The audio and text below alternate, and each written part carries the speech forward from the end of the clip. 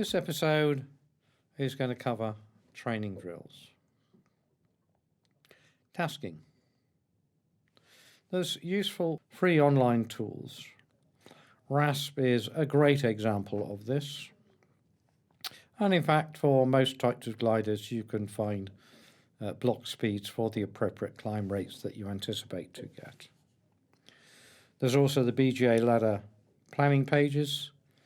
And for airspace, you can use as a guide spine, but of course, for the day that you're actually going to go flying, use the official NOTAMs. Okay, we're approaching takeoff time. Unfortunately, the reality is that if you're going on a long flight in good weather, the preparation is best spent a couple of days in advance, not just waiting for the day of good weather and pitching up at the club. So this is one way to self-task, and I'm sure this is a method that I get the impression some competition task setters set tasks. The task is going where and why. Well, certainly if you're setting other people on a task, we have a duty of care that they are flying a task they're entirely capable of and is not too challenging in any respect, and certainly not beyond their normal capabilities. Cross-country training then, in a two-seater then, the perfect solution is 4 laps of an appropriate size task, so it could be a 50-kilometre task, and you leap round 4 times. So on the first lap, you demonstrate the techniques as an instructor, what you're using. The second time round, the instructor flies while the student directs where to climb, where to push onto with the routing. And the third lap is the student does everything. And then maybe on the 4th lap, you might like to consider dumping the electrics for basic navigation and handling and feel of the glider. As I have heard of numerous people in competitions where they've got part way round the task and the electrics have completely failed them. Cross-country training then. The following 17-minute clip is taken from part of a training flight from Aston Down, conducted during an aim higher course, which was initially planned to be combined with a lead and push. Unfortunately, the leader dropped out and had to return to base. And the glider that we're flying here is the Ash 25WL. And we're having a look at lap 1, where we demonstrate techniques of hop, i.e. heading, options, making a plan with considerations as to the wind as well as the routing that we're trying to achieve. And bear in mind that all of my flights with my students, I've got the greatest respect for all of the students I ever fly with, because quite simply they have asked for help. And so when they get things wrong, I genuinely do not mind. I anticipate that they will get things wrong, but it doesn't matter, because by the end of the flight they've usually progressed to a far more competent standard, which is no surprise, really. Keep paying attention to the lectures, it does pay. And what is good is you can sit here without the pressure of actually flying a damn thing. Well, that's the whole point. Yeah, that's the whole point of these two-seater flights. It's not flying the glider, it's looking out making these decisions. But at the moment we are climbing and drifting towards the start sector, or the turn point, whichever you want to call it. But we're staying alive in a very relaxed manner. He's went straight for the, he was seen to be heading for the turn point. Initially he was quite right, he was coming up the wind, yes? But maybe, yeah. Which is great. But then he binned that idea and started coming down here, and you've got to stay on the upwind edges of these big clouds. We know that right at the beginning.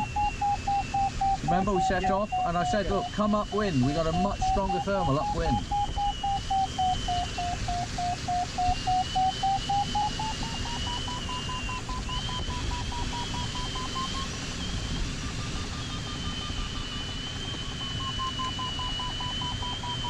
01 Romeo Charlie.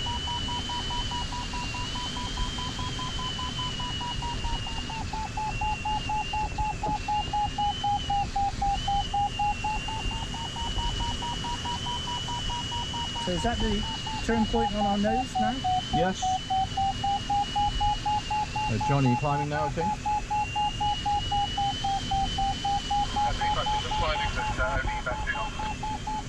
Only 2 knots is good enough. Get back up for high. I'll hold at Elkston.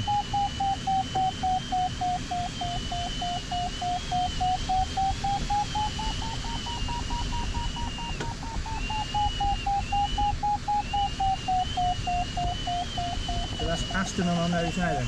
Yeah, that's right. But we know Elkstone is well clear of the airspace issues. I'm damned if I can see him though. And there's nothing. Oh, there is. There's a glider on our. No, there isn't.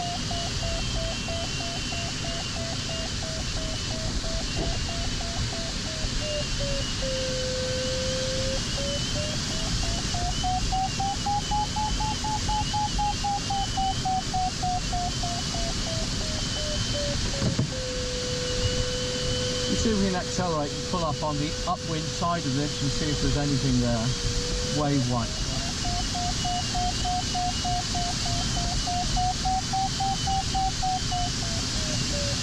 I don't think there is because there's a little bit too much turbulence, Alan. Should be dead smooth. That's all filled in there. So. The only wave flight I've done are easterly wave at Targar, Oh right, okay. and frightens the shit out of you, the slightly. Oh really? Why? Well, the rotor sits itself right over the Oh airfield. right, yeah. It's nasty.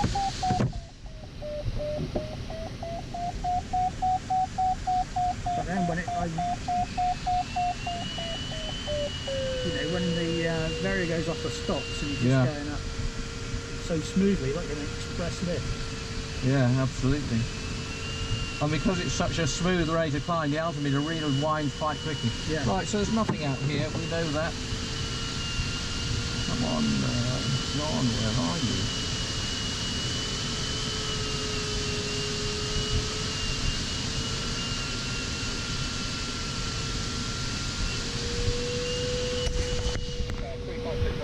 But getting low. Okay, if you have to go home, run home. Roger, they're heading towards Aston. We'll press on and call me if you get away. We'll come and join you again. Try again. Roger. Good luck. Right, so there's one turn point. We're inside. The next one is Gloucester South, which is down there. Okay, that's Gloucester. Yep. But we want to get there. We don't want to cut across that blue, do we? We're going to go via. We don't want to go across that blue, do we? No, absolutely. So that's the way we don't want to go. So we've got a choice of going to the left or to the right. Well, this way is a bit more into wind, isn't it? Yes. So we're probably better off, safer going in the upwind side. And as soon as we end up with a bit of drift, we're going to go towards where we want to go anyway. Yeah. Whereas if we're on the left and we have to stop and climb, we end up drifting away from where we are, okay? So we'll go via this cell here first, then we'll jump to that cell. We're looking at the top, seeing if there's any motion, see if there's any change of shape as well.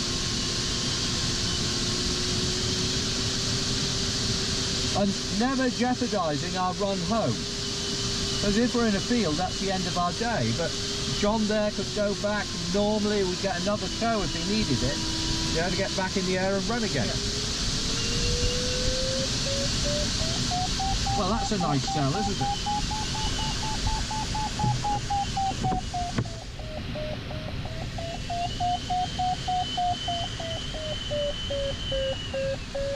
So there's one cell that worked quite nicely. Not the strongest, is it? No. No, but it's a cell. We know that we can stay airborne. We're only 3,500 feet as opposed to 4.5 that we were the other day, okay? So, we've had a look at that one. That's all right. And as we go around, again, we're updating how are we on track, because we know the sky changes really quickly. So we could go left or to this cell here. I would go to the cell ahead. Okay. Well, it might be worth Not going direct, Go but by going this by way. this and then right. Okay, Okay. let's have a look at it. Okay. If you don't experiment, you won't learn. So Hey. There we feel the cobblestone there.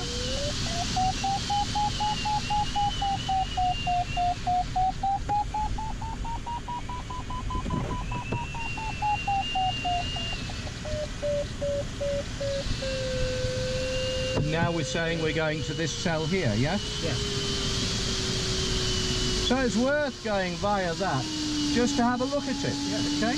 So it wasn't all death and derision. You see, this could be dead by the time we get to it, because we know the sky's changing very quickly. Look at that, 4 down on the average. We're doing 20 to 1 there. There's a bit of a cobblestone.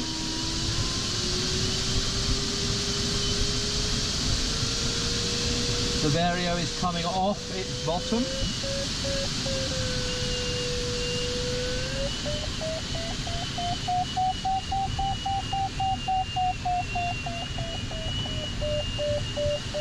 But this is into wind, not having to turn. Yeah? Yeah. So it's got to be a benefit, hasn't it? So we can see the motorway, see roughly where we want to be. The thing is, how are we going to get there? So let's go by this cell here and then left a bit. So this is almost spot on track. Look at that, 6 down or so. So 80 divided by 6. That's not a good glide angle, is it? 15 to 1, you know? 15 to 1. There aren't many gliders that can flat glide that badly. So we know we need to be careful, okay? Okay. We can see Aston down off the left wing there.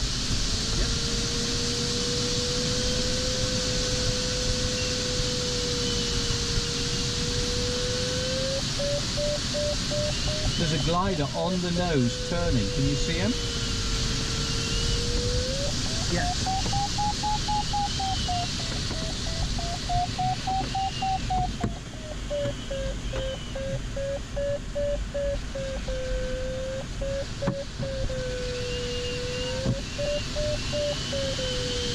There's 2 gliders there, in fact. I'm sure there is anyway.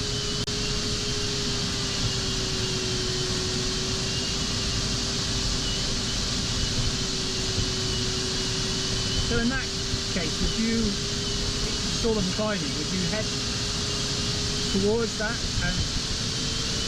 Sorry, It's on because they're track? climbing. Yeah, on this occasion, yes, I will. But I'll still go via other thermals if there are options.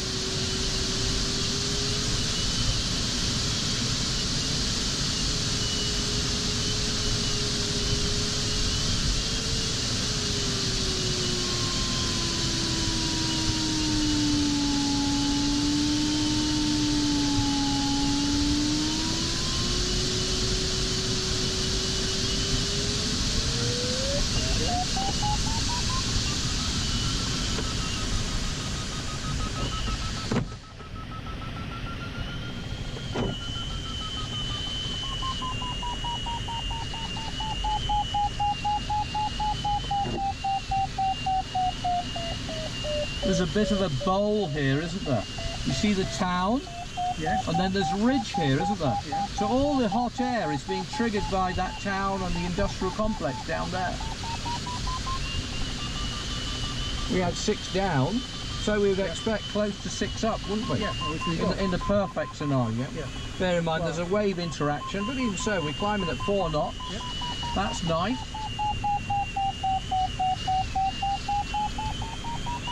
Now the next one is an into-wind turn point that we want to be perfect, to be honest, to be low if we're really trying to race, but we're not. We're trying to learn, okay? So again, this cloud is history, this thermal is history. We know we're going off to the motorway off in that direction. It's 7 kilometers to get there. Normally that would cost us 700 feet to get there. It's essentially about 45 degrees off the wind. So it's not a full 20 knots of headwind. In fact, the wind is 30520. But having a plan now, not thermaling as strongly as I might, actually gives me a plan. Okay. Because if you look, if we go straight on track now, it'll be a disaster because there's a great big hole there, isn't Yeah. there? And we know the sky is quite complex today.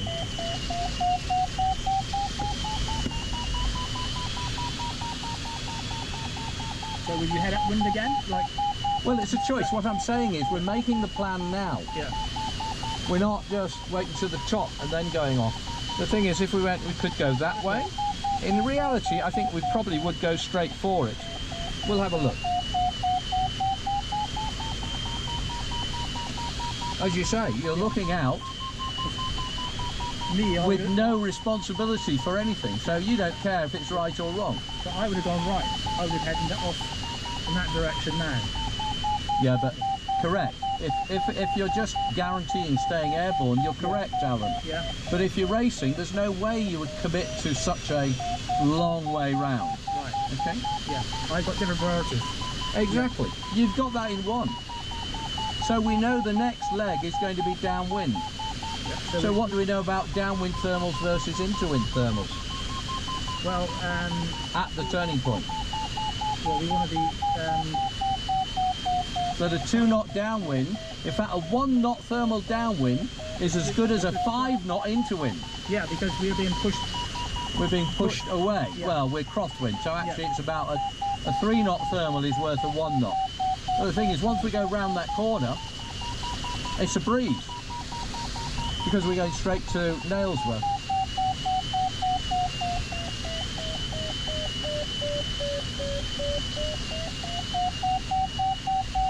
Now the other thing, what I showed you before, is we can accelerate in this thermal, especially if we're going to go through sync. So we got the big town there, we got the big town of Gloucester, we've got the motorway, we know where we're going.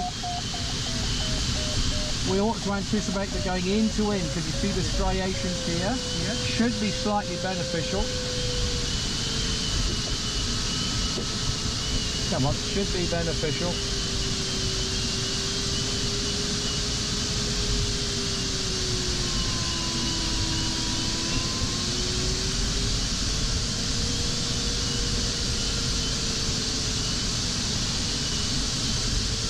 It is, isn't it? I mean, we're. So now when we're here, yeah, that was We're not beneficial. enough. And we could see sort of a run there, couldn't we? Yeah. Should we go that way then? Quickly, are we Yeah. going to go that way? Go right. Okay, so go right into this and then run that line there. Okay.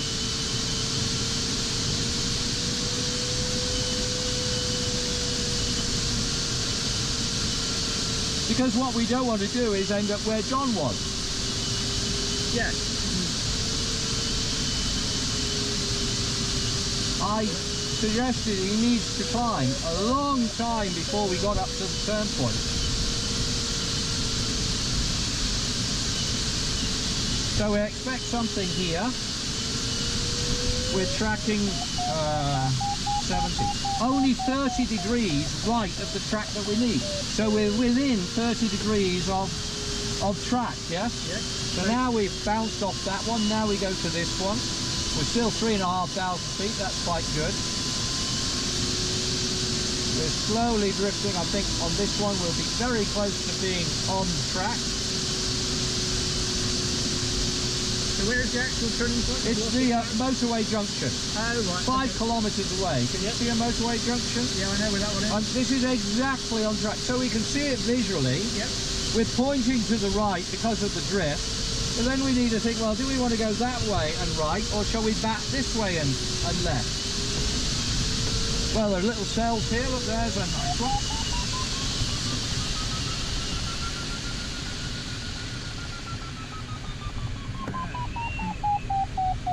So that's a dolphin I was saying, did we do through a a dolphin? surge which is as strong as we would climb it. Yes? Yep. But look at our height, we're 3-4 again. So we didn't really gain that much height, did we? No. No, so was that worth So you think, you know, people think they've gained 400 feet or whatever. We didn't, we gained about 30 feet in reality.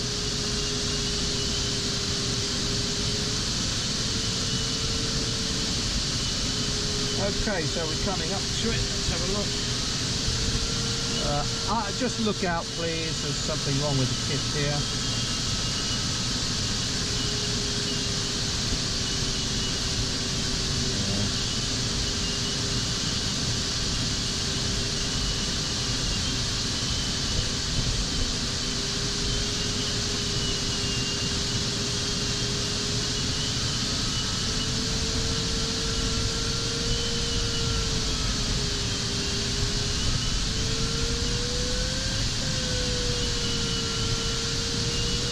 Right, 1.5, we're spot on track, so I can see something in the river, you know, the bend in the river. I can't fly more accurate than that. And I can see my next leg. Basically, the next leg is down the motorway. How's that looking? There's a big hole there. That's bad, isn't it? Yeah. Okay. In fact, I say that, we've changed the task, haven't we? It's going to plonk in a moment. There we go, we're in it. Dursley we were deleting, weren't we? Yeah. Let's delete that. So Nailsworth is next. It's 12 kilometres away in nil wind, ordinary day. It cost me 1,200 feet. So I go, if I turn now, I would normally be there at say 2,000 feet. Would I be happy at Nailsworth at 2,000 feet? Yeah, because it's not far. Yeah, straight home, dead easy, isn't it? Yeah. Yeah. So we can confidently bat on. All right. Nailsworth is slightly right of the nose, so I've just come to these cells here. Okay. Yes. Yes. Yes. See. Yes, I did say yes. No. Sorry? Right. The glider's flying itself. Oh, right. That's what I'm showing you. Oh, Okay. right. So here are my hands. They're just staying there. The glider is telling me what's going on. Nailsworth is slightly right, but we're coming via these cells here. We've got the wind straight behind us, so if anything we want to drift that way a little bit. But what we want to be is high as possible at this turn point, okay? Because it's a downwind turn point. We're just doing a triangle. Elkster, Elksworth, Gloucester South, And Nailsworth. Nailsworth. Right. But you can see the battle into wind, and now the downwind, we're trying to control it so we stay high there, okay? So 10 kilometres to go, it says. What was that beeping? Camera, was it? No, that should be all right. We've just been through a lot of flat air though, haven't we? You notice Yeah. that? That's not so good, is it? So if we've had a lot of, it's dead smooth, isn't it? Yeah. So it's either wave or no thermal activity. Well, let's be on the side of caution and say it's no thermal activity, okay? So where we're going is no good at the moment. So we really need to get back into the sun to make sure all is healthy. We could have a look at these cells. How are these cells looking? This one looks okay to me. This first one here on the right. Okay then. So we're 8 kilometres to go. You can see where Nailsworth is. So we do want to climb God, okay?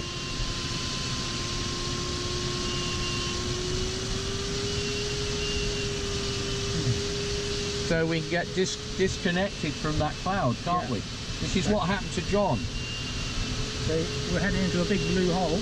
Okay, what are we going to do? I would go left to Go left? to these. Okay, but we have to be very careful we don't end up going too far and having to reject it for the airspace. Oh, I see what you mean. Yeah. Okay, so you said go left. Is this a good plan still? Nailsworth is down there, and the wind, we're going straight downwind. We need to go over there, don't we? Okay, so let's go over there. That means there's a whole string of cells. You see big blue sky Yeah. in the sun. Let's put a bit of speed on then. We'll get to this one over here. It's on our just to the right of our nose. To the right of our nose, yes.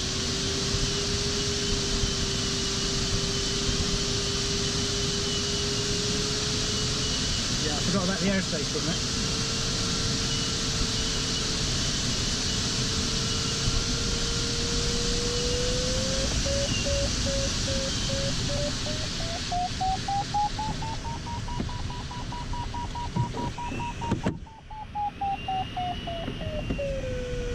not quite strong enough, but it's nice to know there's something there. So is that off the town? Well, it's all in shadow. I don't think it's very good at all. All these various villages down here are still in the sun. These cells are still looking quite active. We go for the upwind cell because we think there might be a wave influence triggering it, maybe off the hills here, okay? There's another little cloud above us. Yep. Could be embryonic, might not be. I like the look of this one. This next one, yeah, okay.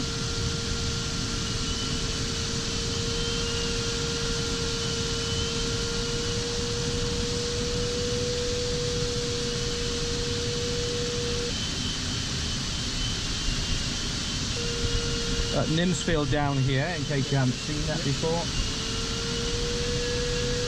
See the smoke to the left, you can see which direction the wind is. Yep.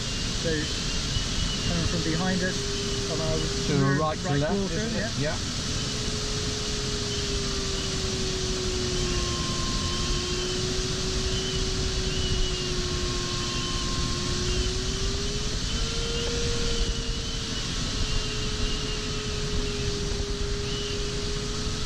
That's cobblestone zone. Yeah. But if you look at the cloud above, there's not much of it left. No. Oh, but there's another cell there. I don't know if you noticed the hesitation in the roll. Yeah. That was the thermal that hesitated it. The aileron input was constant.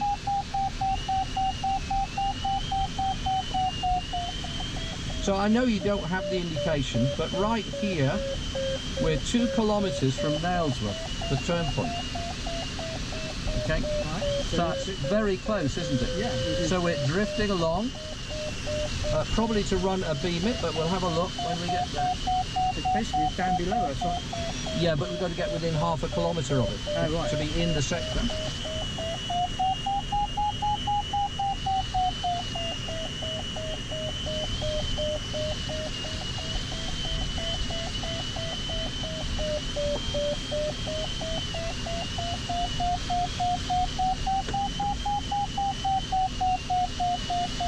I wonder if anybody lands on that common ever. Well, it's full of cattle. Oh, is it? Oh, in that case, no then. It's the big long horns. Oh, definitely not then. But if you have a look whilst we're climbing weekly, we're slowly getting a little bit closer to turn point. But look at fields that you could land in. There aren't many this time of year, are there? No, but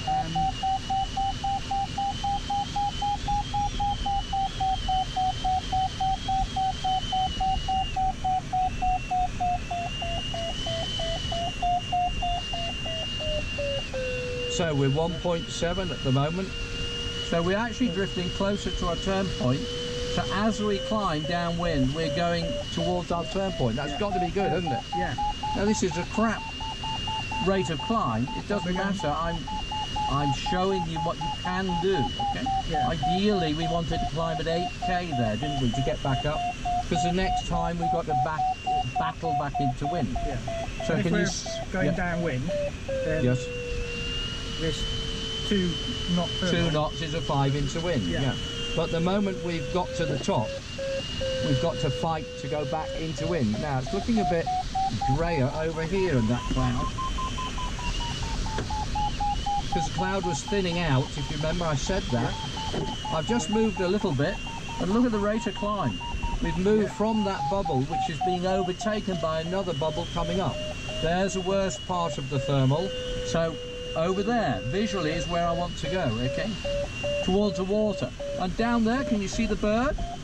Yes, they're circling. Okay. Yeah, thermally. Well, he's not flapping. Yeah. I don't know about thermaling, he's flying in a bit of a straight line, but he's not flapping, and that's always a good sign.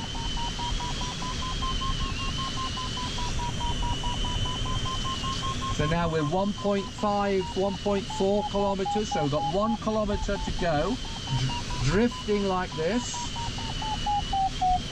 Quick look at that cloud. Look, we want to go that way a little bit, don't we? So that's just looking up at the cloud. Yeah. And lo and behold, an instant response of improvement, isn't it? Yes? We're right on the edge, aren't we? Yeah, so we're now 4.5 knots. Climbing really nicely. We've got to 3,000. So the reality is, as luck would have it, this thermal that we've picked up is almost a perfect demonstration of what you should do, because you want to be at cloud base at the turn point, don't you? Yeah, so we're going to be, aren't we? We're going to be very close to it. 1.543. Task options. Well, we can have a look at skill drills. We can have a look at training tasks, long distance tasks. We can use a remote start rather than just over the airfield or just go when we're ready. We can have a fixed task. We could even have a remote finish if the weather was appropriate for that. We can make enhanced option tasks ourselves. We can make a distance handicap task. We can have assigned area tasks. At the end of the day, it's whatever training we feel we need to make the most use of with the time and weather which is available. Self-tasking then. Firstly, why make it difficult? Are you practicing skill drills or navigation? We can do shuttle runs. Of course, it makes huge sense to go for the areas where the weather is forecast to be best, or that we can see is best, hence the assigned area tasking that we can give ourselves. We can review RASP, which includes indications of possible convergence. We can plan via known entirely safe landing sites, so adjacent to or over other gliding sites is no issue as an individual or as a pair. It gives you great confidence to push on, knowing you've got a gliding site that you can happily drop down into rather than a farmer's field. Whenever we go, we're setting off from the top of our thermal. We're planning to go or escape to a landable flat area, or as I said before, a known landable safe site. Always plan for streeting if it's going to occur, or if there's a chance it's going to occur. In the UK, it occurs more often than you might imagine. Plan to use the wind in your benefit as well. Clockwise around a high pressure, for example. So skill drills, let's have a look at some of them. Just identifying hotspots and trigger points on a map. So this is preparation. Flying 45-degree angle bank turns and close to the stall without departing the glider. Get used to feeling what that glider feels like. Turning tighter by slowing down. Turning as above, but make sure you're looking where you're going, i.e. the inside of the turn. Looking out in front of you in a 45-degree angle of bank turn is only any good in terms of looking at the attitude, pitch attitude that you've got. You might like to consider flying your glider with the instruments covered over. Feeling the sensations through flying through a normal thermal and flying in blue and spread out. Don't just rely on listening to the instrumentation. The instrumentation's got lots of issues which we've discussed already. Notice the airspeed indicator fluctuations, string movement, and the vario indications flying straight through a thermal. Identify where the thermal core is, and that's primarily by feel. Identify when you've got adjoining cores flying from one core to an adjacent one. Enter a core thermal within half a turn. Enter a core thermal within half a turn from block speed. Recognize in the sky by looking and then subsequently flying the difference between the bubble days and the column thermal days. Identify the vario lag at the top of a winch launch. Adjust the vario for minimum stick lift errors.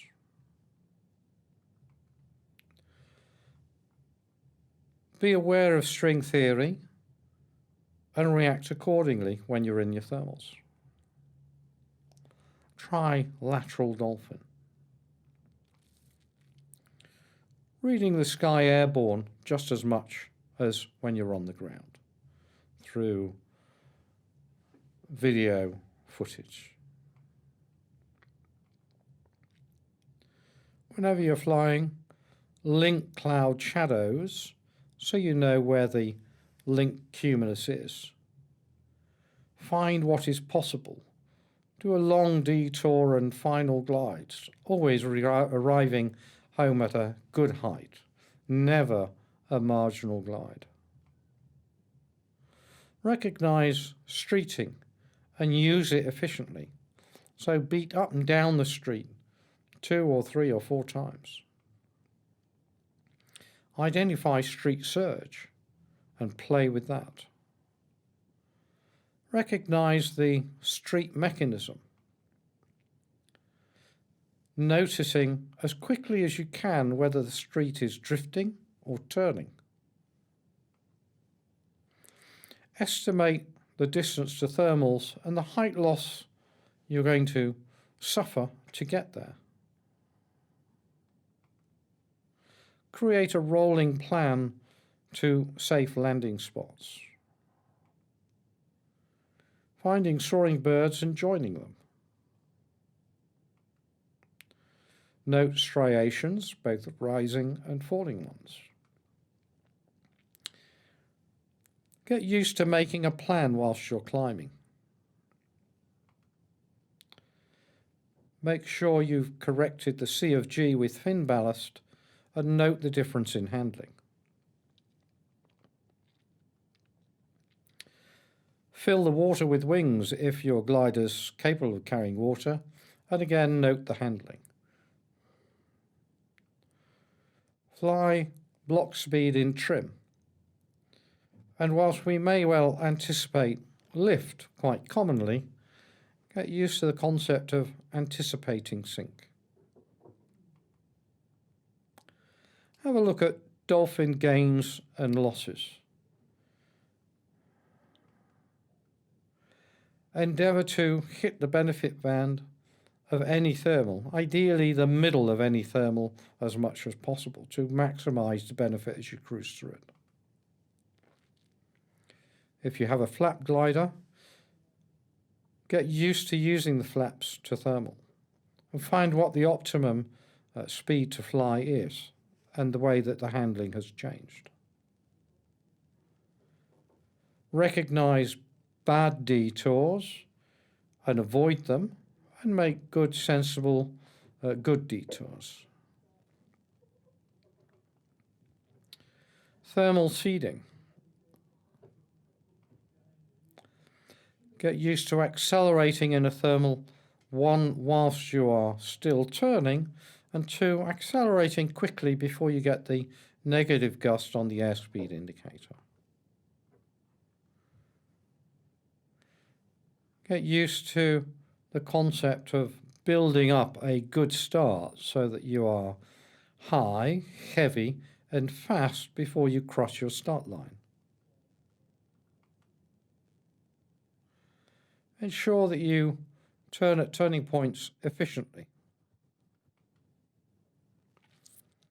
Upwind turning points, ideally you want to be as low as is sensible. When you're downwind turning points, you need to be as high as you can be. Consider using enhanced option turning points for a task which is not qualifying for a BGO certificate of some kind.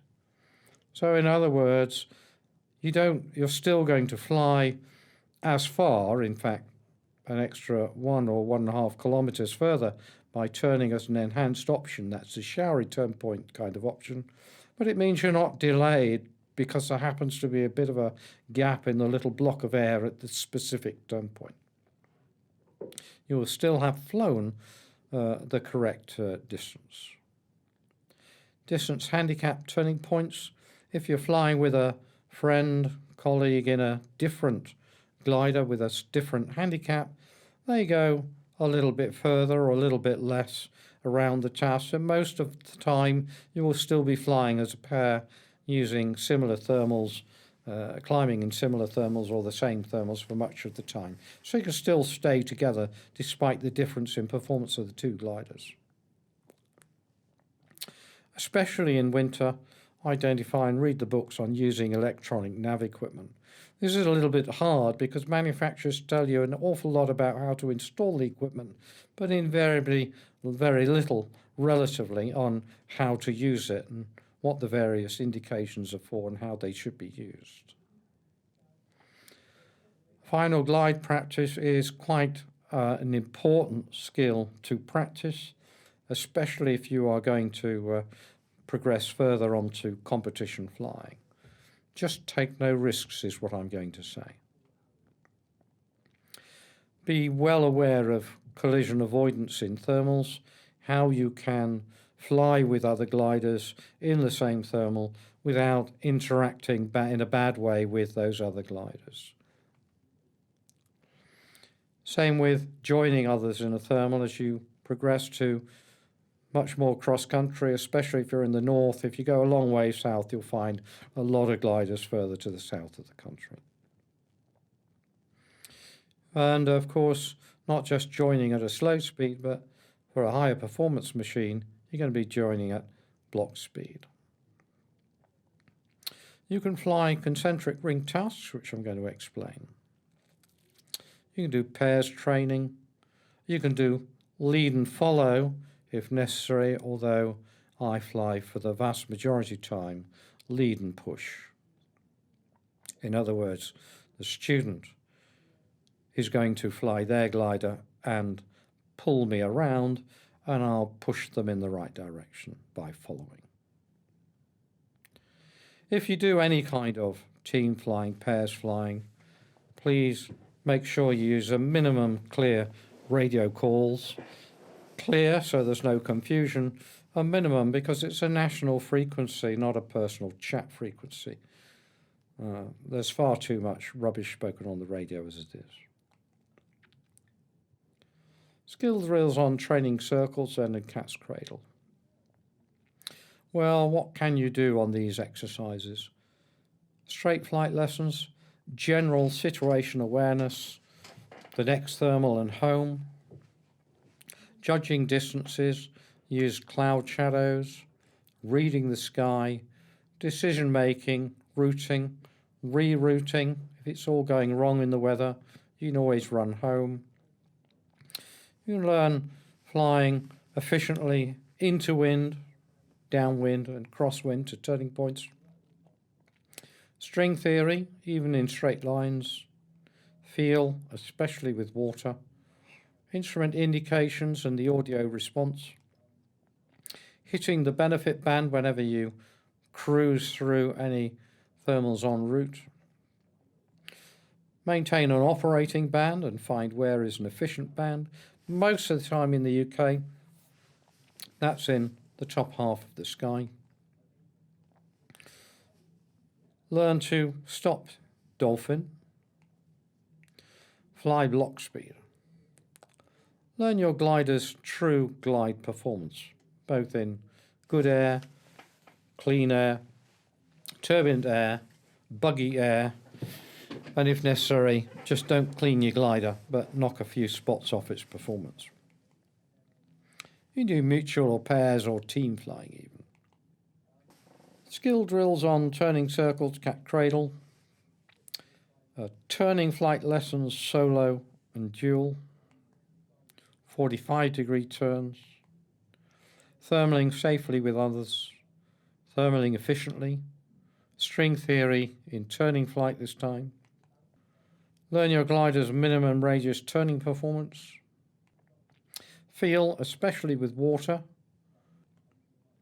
instrument indications with the audio response, drift awareness, joining thermals efficiently with string theory, decision making to stop and climb or to ignore the thermal and push on, reading the sky, comparing clouds with thermals, routing, planning, pairs flying, helping others. Summary: training drills.